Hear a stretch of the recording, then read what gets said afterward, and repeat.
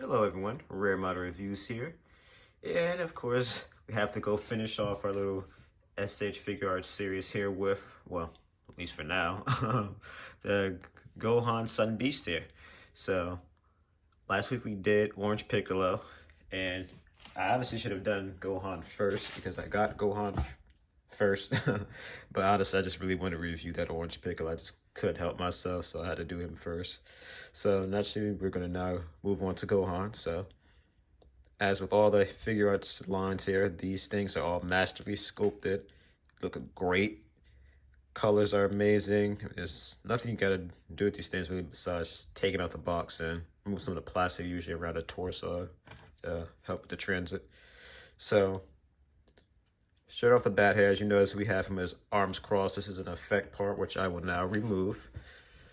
They like to throw these things in just about all of these figures here.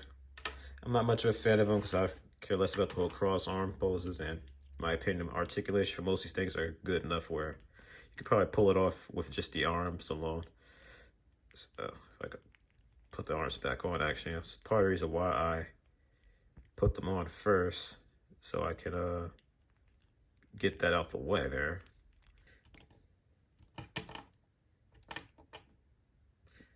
All right, so small note here, I ended up having to edit this thing because it took me legit like 3 minutes just to put the arms back on. So I could already say right now, you guys can do it if you want, if you decide to pick this thing up, but I myself will never use these again.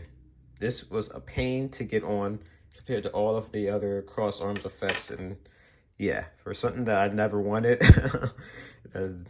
never planned on using anyway, yeah, that's definitely not going to be used ever again by me. That was a chore, and I was nervous the entire time that I break that thing. So moving on to articulation here. The head can spin exorcist style, of course. Go forward and back a little bit, down quite a lot of bit. Can't really move up though. And that's something I've noticed with this and Orange Piccolo. Their neck rotations are a little lackluster. You can usually move these things up pretty high at the rest of the line, but not these ones. But moving on, head can go side to side a little bit.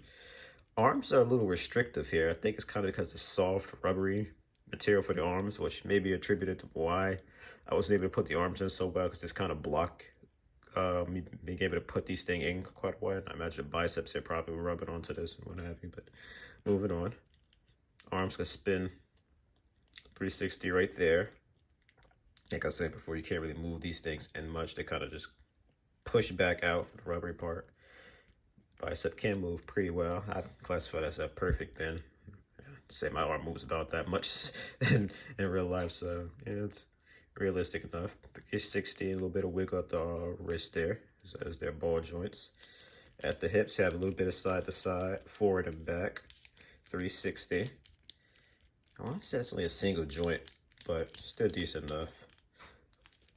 You can indeed do a split here, not quite as good as his master. I believe his master can straight up completely do it, but I mean, I guess, maybe you could consider a perfect split, but moving on. Leg can go forward, decent bit, not back like at all. Decent bit of movement here, maybe 360. Yeah, for the most part, that's 360. He rubs a little bit there, but yeah, that's a 360 to leg. Yeah, perfect bend at the knee there. I just love that they have little rips in his pants here. 360 at the ankle there. Again, I said that with Piccolo, I'll say it again. It's kind of rare. A lot of these don't do that. Some good foot movement there.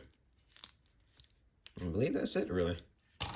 So that is going to be it for the articulation. We'll now move into the accessories. So I guess we'll start with the faces here.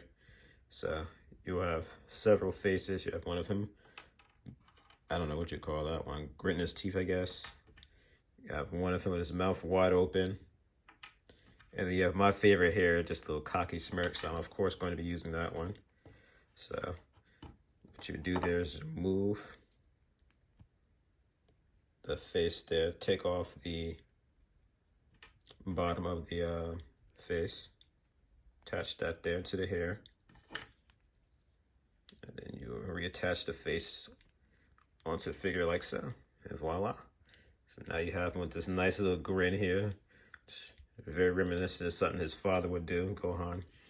Never really seemed to like fighting that much, but in the moment here, he definitely does look like it. So now moving on, we have multiple alternate hands here. So of course we have the fists on by default. We have a key blast there, most likely for you doing a Kamehameha wave. You have another, this is kind of more like another set of key blasts here. Speaking of which, where's that effect part for the Kamehameha wave? I wonder if I can actually make this work on this Gohan.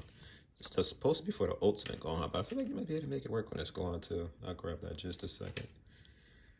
So you also have these fighting hands, I guess you'd call those, and know what to classify those. And then finally we have one for the special beam cannon, which of course I will attach now. You only have that one hand, so you have to do it on the right hand for it.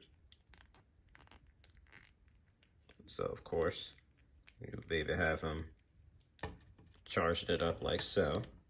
I believe he put it on his forehead when he did it. So here we have the effect parts for the Kamehameha wave. I'm curious to see if these will work. I feel like they should. I wonder if the pigments, they're more or less the same. So we're gonna go ahead and give this a shot.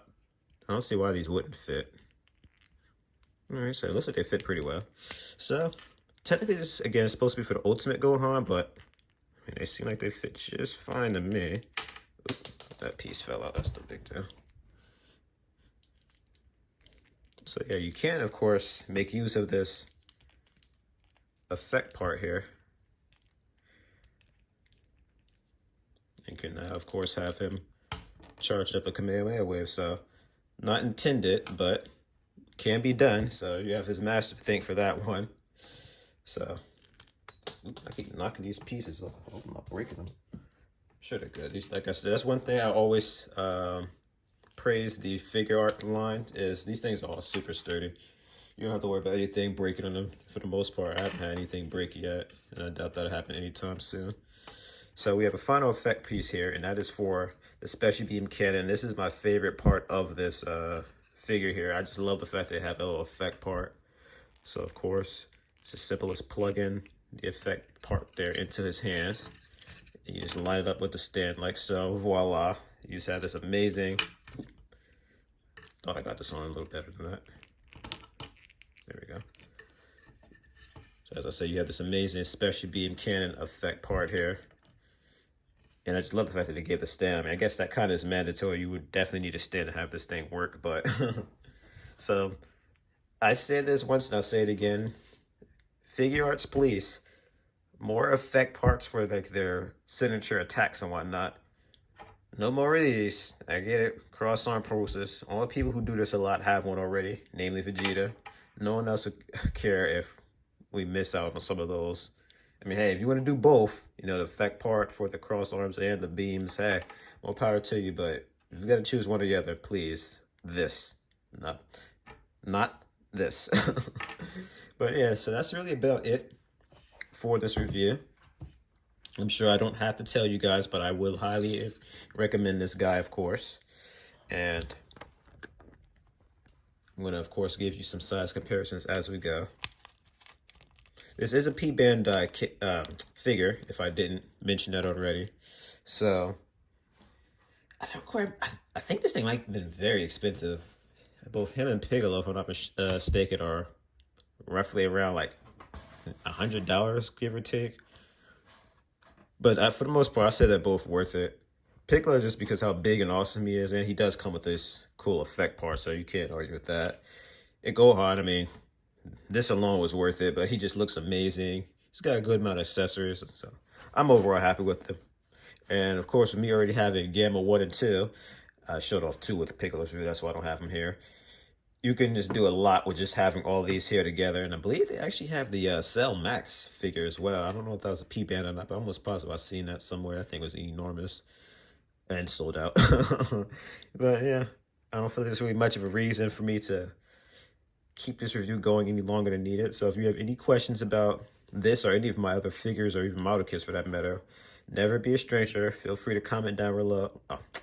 Comment down below. What was that? Like and subscribe, and thank you much for watching. This has been a Rare Mind Reviews. I'll see you in the next review.